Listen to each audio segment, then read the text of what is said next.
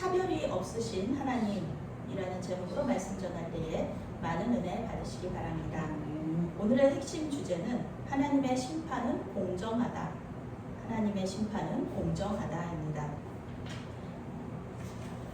사도 바울은 로마서를 통해 모든 사람이 죄인이면서 예수님밖에는 구원의 길이 없다는 것을 우리에게 말해주고 있습니다.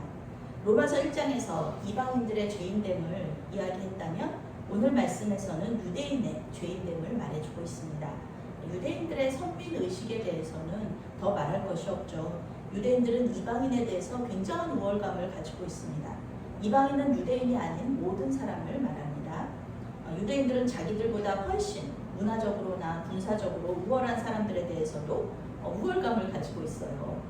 유대인들이 아닌 모든 사람들은 개, 돼지 취급을 합니다. 그때 당시에 로마가 엄청난 국력을 가지고 있었잖아요. 헬라 문화가 대단했잖아요.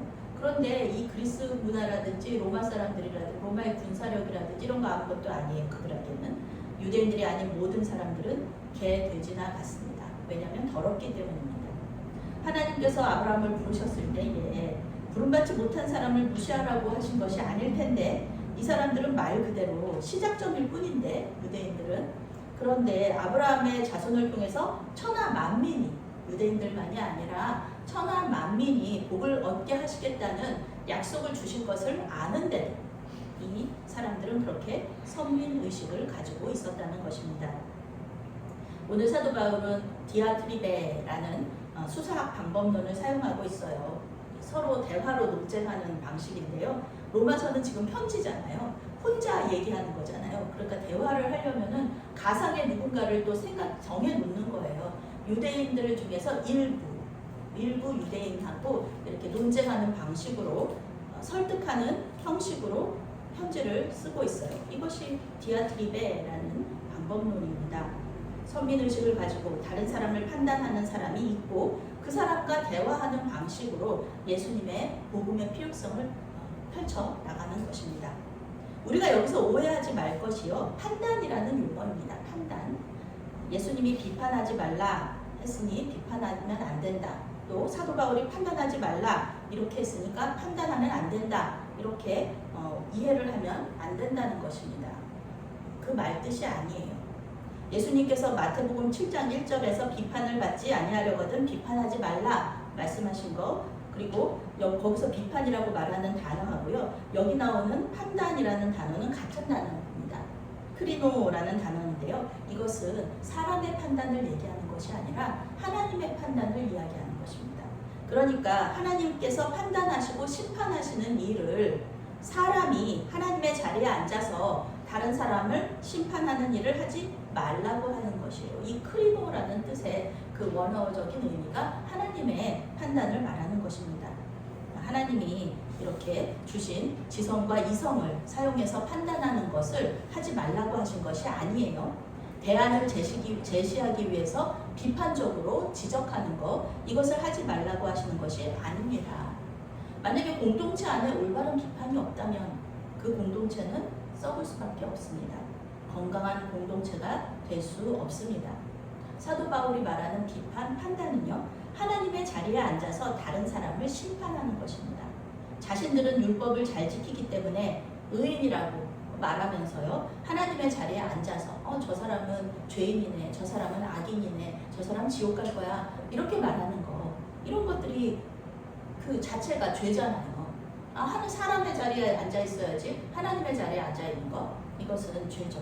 그것이 자체가 죄죠. 유대인들은 자기들이 우상숭배나 동성애의 죄를 짓지 않는다고 스스로 아주 높아졌어요.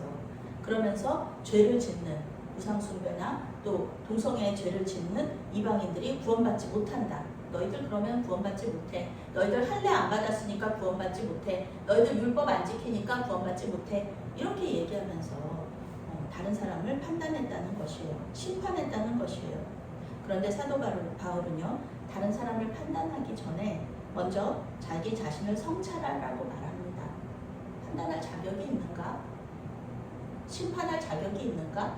내가 하나님의 자리에 앉아서 다른 사람에게 이렇다 저렇다 말할 자격이 있는가?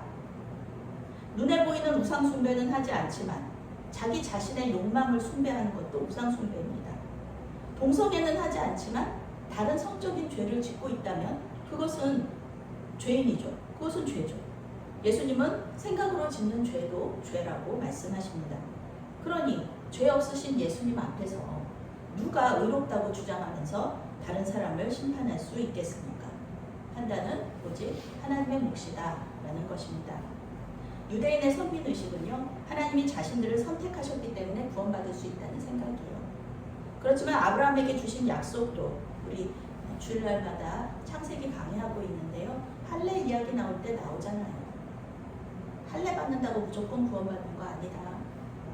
무조건 아브라함의 자손이라고 무조건 다 그 아브라함이 받는 복을 받는 것이 아니다. 그 자손이 하나님 잘 믿어야 되고 하나님 말씀에 순종해야 되고 하나님께만 예배해야 된다. 이렇게 말하잖아요. 단지 유대인으로 태어난 것만으로 구원받을 수는 없다는 것입니다. 물론 어려서부터 하나님을 알고 율법을 알았기 때문에 그것이 유익이 될 수는 있어요. 우리 목사님들 이렇게 목사가 된 과정들을 살펴보면 다 다르거든요. 저처럼 이제 모태신앙으로 태어나서 신학을 하고 목사가 된다는 거를 말했을 때 축하받고 지지받는 사람들이 있어요. 또 어떤 목사님들은 내가 목사가 되겠다, 신학을 하겠다 그런 순간부터 모든 가족들의 지원이 끊기는 그런 어려움을 겪기도 합니다. 이런 다른 점들이 있어요. 부르심에 대한. 어떻게 부르셨든지 그러나 목사로 사역하는 데는 차별이 없다는 것입니다. 마찬가지로 유대인들을 먼저 선택하셨다고 해서 구원이 유대인에게만 있는 것이 아닙니다. 만약 지금 죄악 중에 있는데도 평안하다. 내가 유대인이니까 내가 아무리 뭐 잘못을 해도 하나님 그냥 놔두시는 거지. 이렇게 생각하면 안 된다는 거예요. 하나님께서 참고 계시다는 것을 깨달아야 됩니다. 회개할 기회를 주시는 거예요. 하나님 없네. 하나님 별거 아니네. 또는 이 정도는 죄 아닌가 보다. 하나님께서 나에게 말씀하시지 않고 하나님 그냥 나를 내버려 두시는 거 보면은 이거 이 정도까지는 괜찮은가 보다. 이렇게 말하면은 안 된다는 겁니다. 오해하면 안 됩니다. 오히려 은혜는 뭐냐면요, 우리의 죄를 드러내 주시는 게 은혜예요. 그리고 회개로 인도해 주시는 것이 우리에게 유익입니다. 이것이 삶의 변화로 이어지기 때문에 그렇습니다. 사도 바울은 하나님께서 한 영혼이라도 구원하시기 위해서 참고 계시는 것이지 절대로 죄를 인정하시는 것이 아니라고 말합니다. 그렇죠. 우리 예수 믿는 사람들이 죄악 중에 있는데도 평안해요. 사업도 잘 돼요. 자녀들도 잘 돼요. 나는 죄악 중에 있어요. 그런데 하나님께서 은혜로 너무 잘해주고 계세요. 하나님 은혜가 너무 커요. 이렇게 말하면 안 된다는 겁니다. 하나님께서 지켜보고 계시다는 겁니다. 참고 계시다는 겁니다. 우리는 결국 하나님의 심판대 앞에 서요. 의인은 상을 받고 악인은 벌을 받을 것입니다. 이때는 회개할 기회가 없어요. 기독교의 복음은 단순합니다. 예수 천당, 불신 지옥. 예수밖에는 길이 없습니다.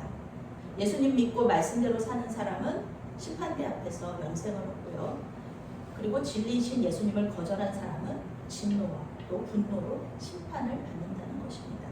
가장 먼저 심판받는 사람은 유대인이고요. 그 다음이 헬라인입니다. 그러니까 유대인과 헬라인 그때 당시에는 모든 사람들이거든요. 모든 사람들이 다 하나님 앞에서 심판을 받는다는 거예요.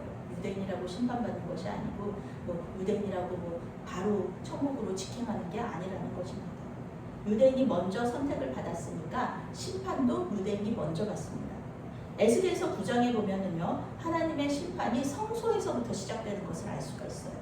율법을 제일 잘 아는 사람부터 심판을 받는다는 겁니다. 야고보서 3장 1절에 이렇게 나오죠. 내 형제들아, 너희는 선생된 우리가 더 큰 심판을 받을 줄을 알고 선생이 많이 되지 말라. 이렇게 말씀하고 계세요. 예수님 믿으면서 신실하게 산다면 하나님께 상을 받지만 알면서도 우리 성령께서 알려주시잖아요. 그건 아니야. 그건 죄야. 그렇게 하지 마. 라고 말씀하시는데도 우리가 고집 부리면서 우리 생각대로 우리 뜻대로 한다 그러면은 더 큰 심판을 받게 된다는 것을 오늘 성경이 이야기해 주고 있습니다. 하나님의 심판대 앞에서 유대인이나 헬라인이나 차별이 없을 것입니다. 하나님은 우리를 사람을 취하지 않는다 이렇게 말하는데요. 새번역 성경이 그렇게 해석하고 있어요. 외모로 사람을 취하지 않는다는 뜻은 차별이 없다는 뜻입니다. 하나님께는 유대인이나 이방인이나 모두 하나님의 사랑스러운 피조물입니다. 우리는 악한 사람들은 예수님 모르고 죽어서 구원받지 못하기를 바라는 마음이 솔직히 있습니다. 제가 시리아에서 만난 선교사님이 계셔요. 그런데 선교사님이 고백하시는 거예요. 그때는 이제 시리아의 전쟁이 있기 전이었는데 그때 이 선교사님이 자기가 그랬대요. 선교 나오기 전에는 하나님 무슬림들 그렇게 하나님도 안 믿고 사람이나 죽이고 테러나 하고 그러는 사람들 뭐하러 구원 받습니까? 그런 사람들 그냥 구원받지 말고 멸망해야지 그렇게 생각을 하셨다는 거예요. 그런데 이제 하나님께서 은혜 주셔서 무슬림들에 대한 마음을 주시고 또 그들에게 복음 전하는 길을 또 열어주셨죠. 시리아로 가서 이제 그때 선교사님 만났으니까요. 하나님 앞에서는 모든 사람이 죄인이고요. 또 구원받아야 할 불쌍한 존재들입니다. 물론 하나님께서는 구원에도 차별이 없으시지만 심판에도 차별이 없으십니다. 나는 유대인이 아니라서 율법을 몰랐으니까 지킬 수 없었죠. 그러니까 나는 뭐 심판받지 않아야 돼요. 하나님 너무 불공평하세요. 이거 안 된다는 겁니다. 하나님은 사람에게 양심이라는 그런 법을 주셨기 때문에 그래요. 양심의 가책을 느낀다, 양심에 찔린다, 양심이 콕콕 쑤신다 이런 말들은요 예수님을 모르는 사람들이 다 하는 말들이고요. 예로부터 계속해서 전해져 온 말이에요. 지금 현재 뭐 예수 안 믿는 사람들만 하는 얘기가 아니고요. 아주 옛날부터 이 얘기가 들려왔잖아요. 우리 조상들이 이런 말 썼으니까 우리도 지금 쓰는 거잖아요. 율법을 모르는 사람들은 양심법에 따라서 심판을 받을 것입니다. 그리고 율법을 아는 사람들은요 율법으로 심판을 받을 것입니다. 사도 바울의 신학은 단순히 이신칭의 즉 믿음으로 의롭다함을 받아 구원에 이른다는 말이 아닙니다. 사도 바울의 믿음에는 행함도 같이 합쳐져 있어요. 포함되어 있어요. 마음의 믿음을 우리가 어떻게 입증할 것입니까? 우리의 믿음도 하나님께서 주신 선물이죠. 우리 마음속에 그런 구원 얻을 만한 그런 능력이 없잖아요. 하나님께서 우리에게 믿음을 선물로 주셨고 그리고 우리가 그것을 통하여서 구원을 얻을 수 있는데 마음에 믿음이 있다는 것을 어떻게 알 수가 있다는 거예요? 말로만 한다고 그게 입증이 되나요? 우리 예수님 우리를 사랑하신다고 말로만 하셨나요? 아니죠. 우리 예수님께서는 어떻게 입증하셨냐면 십자가에서 죽으심으로 우리를 사랑하신다는 그 마음, 그 말씀을 실제로 보여주셨습니다. 사도 바울은 율법을 행하는 자라야 의롭다 하심을 얻는다고 분명히 말하고 있어요. 예수님을 믿는 사람들은요 자연스럽게 하나님의 말씀을 지키게 되어 있어요. 죄를 안 지어요. 왜냐하면 하나님이 죄 짓는 거 싫어하는 거 알기 때문에 우리는 하나님 기쁘시게 해드리고 우리가 하나님을 기뻐하고 이런 일들을 하고 싶어 하지 죄 짓고 싶어 하지 않거든요. 때때로 우리가 넘어질 수는 있지만 그것이 계속해서 이어지지는 않는다는 겁니다. 우리는 그럴 수가 없는 사람들입니다. 물론 사도 바울은 우리가 100% 율법을 지킬 수 없다는 것을 전제로 해요. 양심의 법도 우리는 100% 지킬 수 없어요. 율법도 못 지켜요. 우리 인간의 한계입니다. 자기 힘으로 구원을 얻을 사람은 이 세상에 아무도 없다. 양심의 심판대 앞에서 자유한 사람이 없고 율법의 심판대 앞에서 자유한 사람도 없다는 것입니다. 하나님께서 우리를 심판하실 때 아무도 모르고요. 우리만 아는, 우리 자신만 아는 은밀한 죄까지도 모두 드러납니다. 나는 죄가 없습니다. 나는 평생 동안 착하게 살았어요. 나는 예수님이 이 세상에 오시기 전에 죽어서 믿을 기회가 없었습니다. 나는 유대인이 아니어서 율법을 몰랐습니다.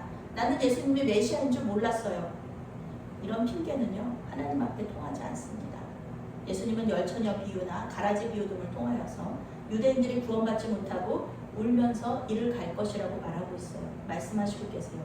그러면서 예수님밖에는 구원받을 길이 없고 그리고 예수님을 믿는 그 믿음의 그 기회가 있었을 때 꼭 잡아야 된다라고 말씀하고 계세요. 오늘 사도 바울은 하나님의 자리에 앉아서 다른 사람을 심판하지 말라고 말합니다. 우리는 겉으로는 경건하게 말해요. 겸손하게 말합니다. 아이고 우리가 죄인인데 무슨 다른 사람을 심판할 자격이 있습니까? 우리가 은혜로 구원을 받았는데 어떻게 다른 사람을 정죄하겠습니까? 말은 이렇게 해요.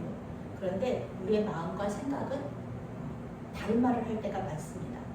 저 사람은 목사라면서 왜 저렇게 행동할까? 저거 저 말씀 뜻 저거 아닌데, 저 설교 저거 그런 뜻 아닌데, 저분은 왜 설교하고 삶이 다를까? 저분은 왜 예수 믿는다고 하면서 예수 믿지 않는 사람하고 똑같이 행동할까? 왜 거룩하지 않은 삶을 살까? 이런 생각들을 우리는 하고 있습니다. 굉장히 쉽게 이런 생각을 하고요. 또 말로도 해요. 물론 이런 생각을 할 수는 있습니다. 또한 저 사람은 진짜 지옥 갈 사람이야. 저 사람은 진짜 지옥 가야 돼. 지옥 있어야 돼. 이렇게 말할 수 있는 그런 사람들도 뉴스에 보면 나와요. 어쩌면 저렇게 악할까? 저 사람은 사람이 아닌가 보다. 저 사람은 짐승인가 보다. 이렇게 생각할 정도로 악한 사람들도 있습니다. 일상의 삶 속에서 상식적이지 않은 사람들이 얼마나 많은지 몰라요. 사도 바울은 이런 세상을 보면서 또 우리에게 이렇게 말하는 거예요. 죄를 지은 사람을 보기보다 먼저 그 사람이 지은 죄를 바라보라. 이렇게 말하는 겁니다. 그래야 그 죄에 대해서 성찰을 할 수 있죠. 우리가 그 사람을 보면은요, 우리는 정죄하고 판단할 수밖에는 없어요. 그렇지만 그 사람이 지은 죄를 보면은요, 그 죄를 우리가 지었나? 우리 마음속에 그런 죄성이 있는데, 그래, 내 모습이 저 모습이지. 나도 저렇게 될 수 있어. 나도 저 죄를 지을 수 있어. 이렇게 성찰할 수 있다는 겁니다. 우리 안에도 분명 그와 같은 죄를 지을 가능성이 있다는 것을 아는 것. 그것이 로마서에서 말하는 회개입니다. 사도 바울이 말하는 회개. 그것이 바로 내가 어쩔 수 없는 죄인이라는 것. 나도 그런 죄를 지을 수 있는 가능성이 있는 사람이라는 것. 그것을 아는 것. 그것이 회개라는 것입니다. 하나님의 은혜가 아니라면 우리는 지금 이렇게 살아서 하나님을 예배할 수 없습니다. 구약 시대라면 이렇게 제가 단상 위에서 예배를 인도할 수 없어요. 말씀을 전할 수 없습니다. 물론 이제 구약 시대에는 유대인만 되는 거니까, 유대인 남자만 되는 거니까 그것도 그렇지만 제가 죄인이기 때문에 그렇습니다. 지금 당장 심판받지 않더라도 미래의 어느 날 우리는 분명히 하나님의 심판대 앞에 설 것입니다. 그때 우리의 모든 죄는 드러나요. 그러나 우리가 소망이 있는 것은 우리 예수님께서 우리를 위해서 변호해 주실 것이기 때문에 그렇습니다. 하나님의 심판대에서 우리 예수님께서 그 현장에서 가늠하다가 잡힌 그 여인이 돌팔매질 당할 것을 다 막아주시잖아요. 그런 일이 하나님의 심판대 앞에서도 일어날 것을 믿으시기 바랍니다. 예수님을 믿는 믿음, 끝까지 예수님 잘 믿으시면서 예수님의 말씀에 순종하심으로 말미암아 마지막 날에 영생의 상을 얻으시는 저와 여러분들이 되시기를 바라겠습니다. 아멘. 사랑하는 하나님, 죽을 수밖에 없는 우리를 예수님을 통해 구원해 주셔서 감사합니다. 다른 사람을 판단하는 죄를 지었던 것을 고백하오니 주여 불쌍히 여기사 용서하여 주시옵소서. 사람을 보기 전에 죄를 보고 우리 자신을 성찰하고 회개할 수 있도록 인도하여 주시옵소서. 예수님의 이름으로 기도합니다. 아멘.